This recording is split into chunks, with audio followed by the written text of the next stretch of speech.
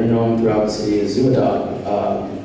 Hosts his own public access cable TV show. He's a regular at city council meetings, speaking out as a member of the public, most often on issues involving the waste of taxpayer money. So we'll have him up here, Mr. Sulford. Yes, thank you, and I would like to thank David Dane from Fox 11 who wrote that. I did not write that, and I post that because I like the fact that he says, speaking out as a member of the public, most often on issues involving the waste of taxpayers' money, otherwise known as the LA City Council meetings.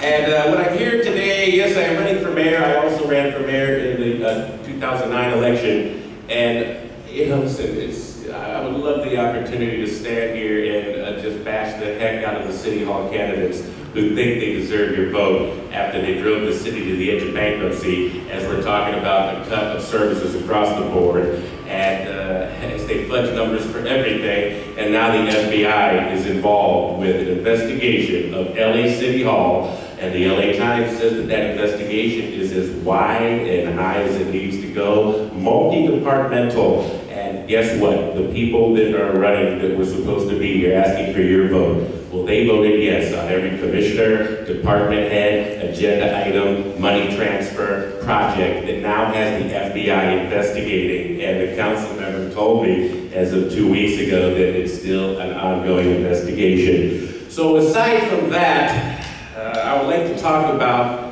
quality and productivity. My platform, the reason I'm running for mayor, is to help bring to the forefront what I believe is the most important thing that needs to be done in the city and as mayor, and that is implement methods for management of quality and productivity at City Hall. It's going to be the new charter, and I will be making reference out of Quality Digest. Quality Digest, there was an article, Dr. W. Edwards Deming, by the way. Raise your hand if you heard of Dr. W. Edwards Deming. Yay! Very surprised. Thank you very much. Yes, Dr. W. Edwards Deming, my management mentor that I studied. Here's his picture and this article interpreting Deming's 14 points. It's an article that I wrote after attending this seminar and studying much of his material. And I was fortunate enough to have a chance to send to Dr. Deming my 14-point analysis of quality and productivity, and he sent me back the facts, which was stunning. And it says right here, I thank you for your article. I appreciate it much. It is well done. So it got the Deming seal of approval, and at that point, I had facts all over the place because nobody believed it. That was totally unprecedented. And here he is when he passed away, the USA Today article, and it says right here, work finds its place in history. Deming's hand in the Japan economic revolution is what U.S. News and World Report called one of history's 9 hidden turning points. Okay, among the other turning points, the bubonic plague, Christopher Columbus, Mark Twain, okay, the sexual revolution of the 60s. So again, one of the 9 turning points of human history are the management philosophies assembled by Dr. W. Edwards Deming. And I'm here to say, well, gee, people like Zuma Dogg talk about, well, gee, how can I help business do better? How do I help the residents? How do we do these projects we want to do? I want to build a new park. I want to have a new mixed-use complex. But let me tell you something, people. If you were able to build a project that would end all homelessness, make every kid graduate, and remove all community blight and turn the city into an oasis, and it was all funded with federal money. And Zuma Dogg as mayor could promise 15 of these, one in each district. Well, here's the problem. You have no method to accomplish anything at this point. With the layoffs, with the early retirements, the administrative staff alone, you wouldn't be able to build this project. You would miss out on the federal money because the administrative staff would not be able to file the paperwork in time. You'd miss out on the funds. The project would take 5 times longer, become 5 times more expensive, and then it doesn't even get built. And if you think I'm making this up, look at things like the Grand Avenue project. Look at things like Richard Alarcon's Children's Museum, just funneling money into something, and then these things don't even get done. There can be no constituents. So here's a great example of why we need quality and productivity, and this will get into the material specifically. Oh, I have 1 minute left. I walk outside and I see a DWP cherry picker and the utility vehicles and the staff of 5 or 6 people, and they go, "Is that your car right here?" There was a car with expired tags, and I happen to know the car had been there for a month. And the entire DWP effort was thwarted because the car was parked there. Zuma Dogg as mayor, with the 14 points implemented, would have had a flow chart that if you're going to be doing work on the DWP poles, well then you have to notify parking enforcement to post 72-hour notice of no parking on that day. Then the crew would have been able to have the car towed, and they would have been able to have the project. Instead, they had to leave for the day. We know they go to the park and smoke beer, smoke pot and drink beer, and then they have to reschedule it, so it takes twice as long. And that is why we need quality and productivity. The 14 points that Dr. W. Edwards Deming, that is the platform that will be the new city charter, and I hope that the questions could possibly pertain to applying specifics to the city. Thank you very much for being here. ZumaDogg.com and LACityNews.com, where I have more about this posted. Thank you.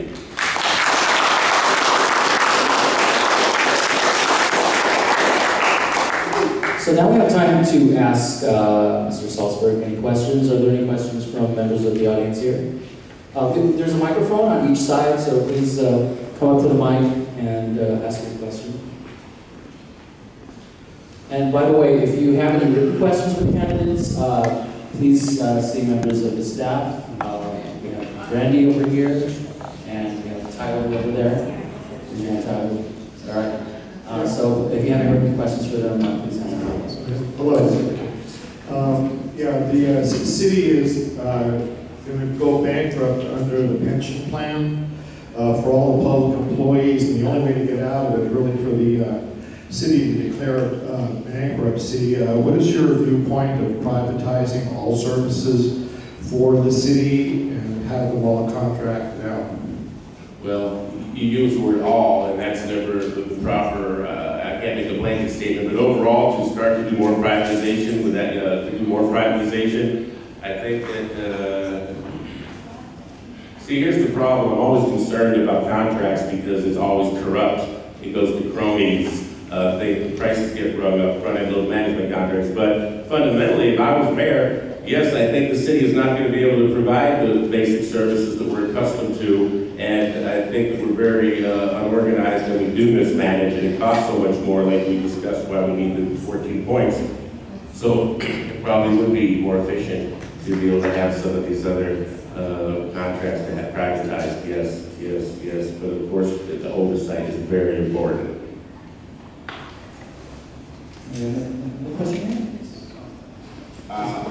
Sir, the conventional wisdom is that the most money you have as a candidate, so the more chances are that you will become the winner. But being used Zuma Dogg, what is your take on that? Thank you. What is my take on the fact that other candidates have more money than usually? Well, first of all, I hate the fact that the democratic process comes down to who raises more money, because these council members have used their position in office to sit there and promise favors for the contribution. So anyway, it doesn't matter, because I'm here because I get opportunities like this to address members of the public. I'll have some things in the newspapers, I'll get to answer questions, and be on some TV and radio, which will allow me to talk about the 14 points and how the #1 thing we need to do is put quality and productivity in City Hall to operate so we can get everything done. And if I don't win, well, oh well, I did everything I could as a member of the public to help save the city by being here today and by going to all the hundreds of meetings and thousands of meetings. And hopefully the work that I've done over the past 6 years will, those people know, and I didn't need money for that. Thank you. You have a question over there? This next question is, how can you develop cultural tourism in Los Angeles beyond the naming of the locations? Beyond what? Beyond the naming of the locations. Boy, maintaining the city and operating efficiently is a good starting point. Being business friendly and so that businesses can operate and we can have a vibrant city that would attract the tourism.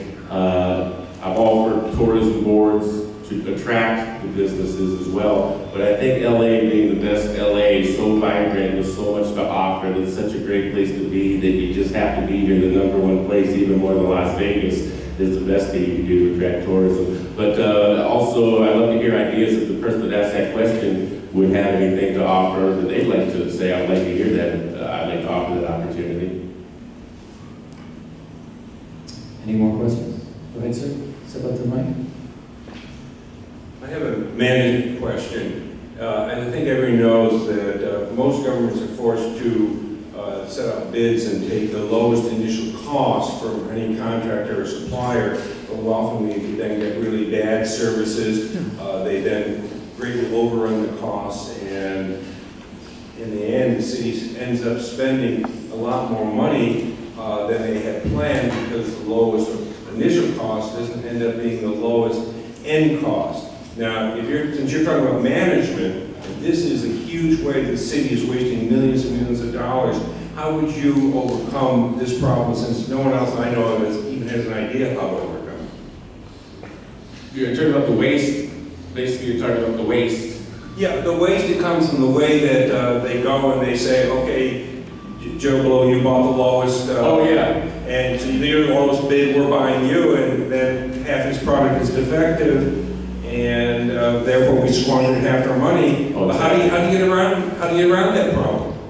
Yeah, well, that is the issue that the quality and productivity addresses, because the lowest price is not always cheapest in the long run. For example, if you hire somebody to paint a building and they use cheap paint and they have to use twice as much paint because it's thin, that can drive up the cost as all these what. So you have to commit to quality and productivity, and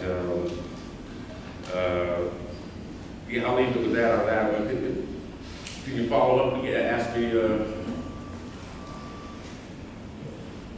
Well, it's partly political, I think, because I think my understanding is that there is committees, some laws or rules that we're supposed to buy in certain ways. Right, okay, and here's what concerns me. Another thing you're talking about, I have to go to the council meeting. Yes, the bottom line is not always the lowest coverage, the lowest is not always the cheapest in the long run.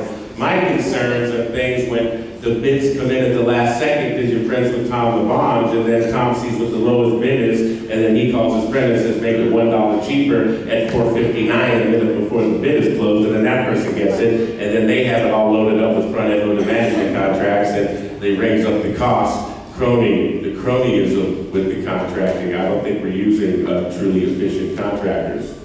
How will we stop that practice that's been going on for decades?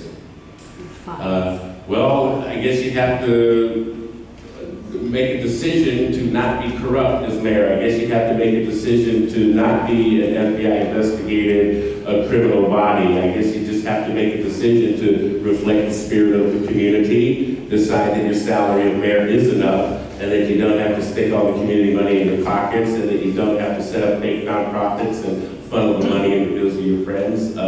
You know, you cannot mandate ethics. You cannot mandate ethics. So I guess the reason I'm asking for your vote as mayor is because I do believe I'll represent the spirit of the community, have oversight, not this fake Wendy Gould, Helen Keller controller where she doesn't see anything until after it's already been on a CBS 2 David Goldstein or LA Weekly or LA Times or Zuma Dogg blog story.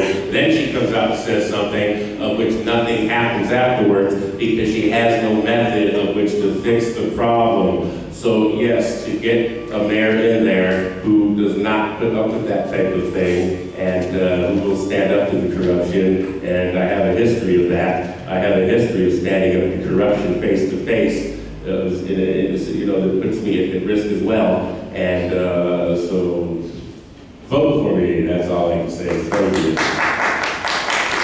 Willie Grant, LAOP leader of the today. I'm so happy. Bill Crenshaw is here.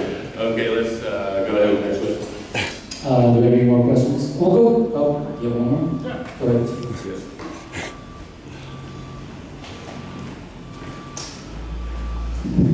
One of the biggest influences the mayor can have is appointments to boards and commissions. And it seems that people in the neighborhoods, I'm part of a neighborhood association, these always people never seem to have ever heard of before. They seem to come out of like big, powerful interests. I was wondering, how much of a commitment would you make to going to the neighborhoods to find out who they want on these boards. Okay, yes, I have been calm and very mayoral, and now my blood pressure is boiling because, yes, I do believe that the reason I tell you here goes that he's been carried away in handcuffs and thrown in prison for 25 years is because of his commissioner appointments and department heads. And yes, that is the power of the mayor. When I ran for mayor in 2009, I had 3 minutes to address whatever I wanted to on city TV, and I said that the mayor's commissioner appointments. And when you look at things like the pension, when he gets elected, the capital equity firms back him, then he gets elected, and then he appoints people that work at those capital equity firms to the pension commission and to the CRA board. And then they vote to put the money into the projects, only to have lost billions of dollars, 20% of the Treasury pension fund, to be told that it was an overly risky, non-investment grade investments. And that's why we're having this fiscal crisis now. So yes, I think that that is the you would go, and here's what you lose. You lose the experience and you lose the knowledge of the real decent people. Because you're right, these people come out with the woodwork because they're crony puppets that are going to do exactly what the mayor tells them to do. It's all arranged, it's all orchestrated, and you know the city council members are all complicit because if you know that there's crime going on and you don't do anything about it and you vote yes on it, well that's called complicit. And I think the city council members deserve prison time as well for the things that have happened in the city under the commission appointment. So yes, that will be something to go to the community. And the good thing about LA is we've got the cream of the crop of talent from all across the world with all diversity. And any answer or solution that we need, the answer is here. But it doesn't come out because the council and the mayor squelches it and squashes it. And I've had a lot of good, decent people that work with things in the planning departments, and they say, gee, Zuma Dogg, one time I wanted to say no to a project, and the mayor called me to his office and said, if you don't say yes, well, then you're in big trouble. And they said, well, gee, I don't care, and now the person doesn't work for the city anymore. And so we lose all the best people, and we can't attract the best people. So the idea of getting with the community, the neighborhood council level, to bring it to the forefront is absolutely something that I would be very happy about. Okay, thank you. Thank you. And we've hit time, actually, so let's thank Mr. Salzberg for coming here today. Please welcome Zuma Dogg. Thank you. A couple things. How many of you here